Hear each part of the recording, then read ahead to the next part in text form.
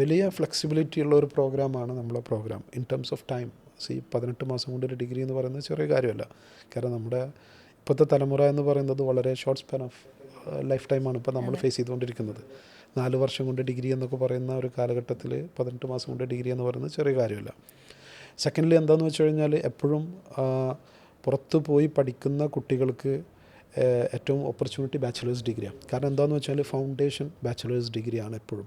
നമ്മുടെ നാട്ടിൽ മാസ്റ്റേഴ്സ് ചെയ്യാൻ പോകുന്ന കുട്ടികളിൽ ഏറെക്കുറെ ഫേക്ക് എക്സ്പീരിയൻസ് കാണിച്ച് പോകുന്ന കുട്ടികളാണ്. അതായത് 2 വർഷം ഞങ്ങൾ ഒരു കമ്പനിയിൽ മാനേജറിയൽ എക്സ്പീരിയൻസ് ഉണ്ട്, അല്ലെങ്കിൽ സൂപ്പർവൈസർ എക്സ്പീരിയൻസ് ഉണ്ട് എന്നൊക്കെ പറഞ്ഞിട്ട് പോകുന്ന കുട്ടികളാണ്.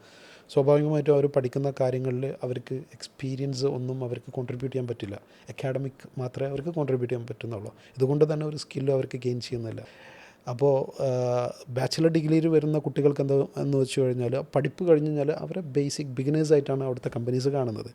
ഗവൺമെൻറ് സപ്പോർട്ടുണ്ട്. ഒരു പരിധി വരെ കുട്ടികൾക്ക് ജോലി കിട്ടാനുള്ള ഓപ്പർച്യൂണിറ്റീസ് ഗവൺമെൻറ് തന്നെ പ്രൊവൈഡ് ചെയ്യുന്നുണ്ട്. ത്രൂ അപ്രൻറ്റൈസ്ഷിപ്പ് എന്നൊക്കെ പറയുന്ന ഒരുപാട് പ്രോഗ്രാംസ് ഉണ്ട്. പക്ഷേ ഏറെക്കുറെ അവിടുത്തെ സ്വദേശികളെ തന്നെയാണ് ഇത് ഫോക്കസ് ചെയ്യുന്നത് എന്നുണ്ടെങ്കിലും എൻട്രി ലെവൽ കുറച്ചുകൂടെ നമ്മുടെ കുട്ടികൾക്ക് കുറച്ചുകൂടെ എളുപ്പമായിരിക്കും MIP പ്രോഗ്രാം ത്രൂ പോകുന്നത്.